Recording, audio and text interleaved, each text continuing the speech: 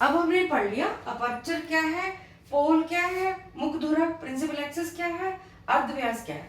अब हम जाते हैं जो दर्पण का मुख्य कार्य है, प्रतिबिंब बनाना। चाहे वो प्लेन दर्पण है, अवतल है, उत्तल है, किस काम में आता है? प्रतिबिंब बनाने में। हम रोजमर्रा अपने फेस को, अपनी बॉडी को दर्पण में देखते हैं, निहारते हैं। सुबह उठ के देखते हो ना आप अपने आप को।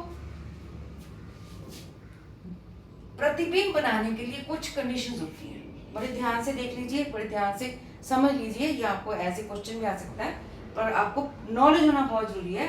कोई भी प्रतिबिंब, कोई भी इमेज बनानी है, 2 या 2 से ज्यादा किरणों का होना बहुत जरूरी है, लाजमी है। 2 किरणें, 2 से ज्यादा हो सकती है। दूसरा, ये दोनों रेज, दोनों किरणें एक्चुअल में मिल सकती हैं, अपेरेंटली। एक्चुअल मतलब असली में मिले, रियली में मिले तो रियल इमेज बनेगी। लेकिन अगर असल में नहीं मिलती, उनको एक्सटेंड करके, पीछे आगे करके, बढ़ा के मिलाना पड़ता है, तो वो हमारी अपरेंट इमेज होती है। जो रियल इमेज होती है वो हमेशा ही इन्वर्टेड, उल्टी होती है, और जो अपैरेंट इमेज होती है वो हमेशा ही इरेक्ट होती है। ये 3 चीजें आपको जहन में रखनी है इमेज के बारे में। 2 रेज के ऊपर होना ज्यादा जरूरी है। 2 रेज अगर असल में मिलेगी तो रियल इमेज बनेगी, रियल इमेज हमेशा इन्वर्टेड होगी।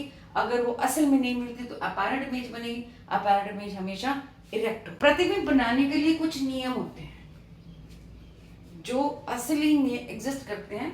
जब हम बनाते हैं तब हमें समझ आता है। 2 हमने दर्पण तैयार किए हैं, एक हमारे पास कन्वेक्स है, एक हमारे पास कनकेव है।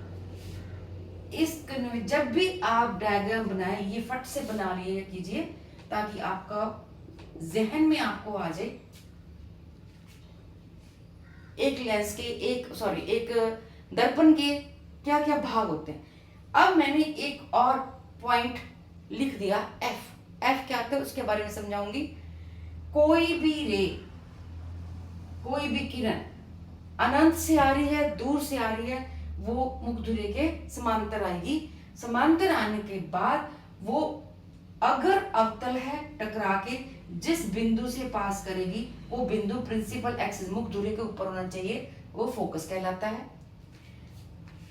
उत्तल में ये बाहर की तरफ मुड़ जाती है, लेकिन जब इसको हम पीछे घुमा के प्रिंसिपल एक्सिस मुखधुरे के ऊपर लेके आते हैं तो ये जो बिंदु है ये फोकस पॉइंट, ये हमारा P है, पोल है, ये हो गया फोकस पॉइंट। अब ध्यान से देखिए, जो मैंने कहा असली और जिसको हम पीछे एक्सटेंड करके घुमा के मिलाते हैं। प्रतिबिंब बनाने के लिए कुछ नियम होते हैं। सबसे पहला नियम यही है कि अगर कोई भी किरण इस मुखधुरे प्रिंसिपल एक्सिस के समांतर आती है तो वो फोकस में से पास हो जाएगी। अभी यहाँ पे एक पॉइंट बहुत ध्यान रखने वाला है कि जब भी किसी किरण ने, किसी रे ने किसी भी दर्पण के स्तर से टकराना है, उसने नियम पूरी भरी भांति ओबे करेगा। नियम क्या था कि आई हमारा आर के बराबर होगा। हमने यहाँ पे लंब गिराया, यहाँ पे नॉर्मल गिराया। ये नॉर्मल कहाँ से पास करेगा? ये सी में से पास करेगा। सी क्या था? वक्रता, अर्धव्यास, रेडियस ऑफ कर्वेचर।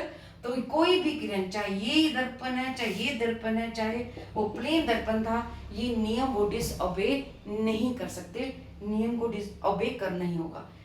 एक हमने ये नियम कर दिया, एक नियम और है इसी के साथ का है। अगर हमने कहा कि कोई रे मुखधुरे के समांतर आ रही है, अगर कोई रे, कोई किरण फोकस में से पास कर जाती है तो वो समांतर हो जाती है। क्योंकि हम बात कर रहे हैं कि कोई किरण अगर प्रिंसिपल एक्सिस के समांतर आती है, कहां से पास करती है? फोकस में से। इसका उलट क्या है कि अगर कोई रे फोकस में से पास करे, यही अगर हम मिरर ले लें, हम ये इस मिरर के लिए भी ड्रॉ कर सकते हैं। ये हमारा P है। अब आपको F के बारे में समझ में आ गया, आपको C के बारे में भी समझ में आ गया। कि अगर कोई रे हमारी मान लो ऐसे आती है, फोकस में से आती है, तो वो इसके साथ टकरा के समांतर हो जाएगी, उलट, पहले से उलट, पहले समांतर, फोकस में से जाएगी, वो समांतर हो जाएगी। इसलिए मैं आपको कहती हूँ कि ये एरो डालने बहुत जरूरी होती है, जिससे हमें पता चलता है कि कहाँ से किरण आई और किधर को किरण गई। तो ये हम आपको समझ में आ गया, 2 रूल्स मेन हैं, बाकी बहुत सारे रूल्स हैं, वो मैं आपको जब हम पिक्चर्स ड्रॉ करेंगे उसके साथ साथ समझा दूंगी। We will not waste our time as your exams are coming very near to you. दर्पण का बहुत महत्वपूर्ण सूत्र होता है 1/u = 1/f। u क्या है, v क्या है और f क्या है। u ऑब्जेक्ट, वस्तु की दूरी, v इमेज की दूरी, f फोकल लेंथ, फोकस दूरी, जहां पे हमने वस्तु को रखना है उसकी दूरी, v इमेज की दूरी, f फोकल लेंथ। अब हमें ये चीज इस सिंबल्स के बारे में पता चल गया, लेकिन ये दूरी हमने नापनी कहाँ से है। दूरी नापने के लिए मैं दोबारा से दर्पण मिरर की इमेज ड्रॉ करती हूँ। मैं एक कन्वेक्स मिरर, अवतल मिरर लेती हूँ, फट से इसका अपर्चर और पोल मैंने ड्रॉ कर दिया। अब जितनी भी दूरियां लेनी है वो हमने पोल से लेनी है। अगर मैं उत्तल की बात करती हूँ, उत्तल भी मैं फट से ड्रॉ करती हूँ, आप भी ऐसे ड्रॉ कर लीजिए और सारी की सारी दूरियां आपने कहाँ से लेनी है, P से। अब ये दूरियां माइनस भी हो सकती हैं, प्लस भी हो सकती हैं, बड़े ही ध्यान से समझना, ये आपको MCQ में भी क्वेश्चन आ सकता है। मैंने एक अनंत से किरण ली, आपको अभी बता के हटी हूं कि जब ये अनंत से किरण आती है, ये प्रिंसिपल एक्सिस के समांतर जाती है और कहां से पास करती है, फोकस में से। ये हमको समझ में आ गया, ये कहां से पास करेगी, फोकस में से पास करेगी। उल्ट भी हो सकता है। अब हमें तय करना है दूरी का। अनंत से आ रही है, मानो अनंत से नहीं लेते तो मान लो हमने ये वस्तु ले, हमारी वस्तु इधर पड़ी है, तो ये हमारा u होगा, ये हमारा f होगा।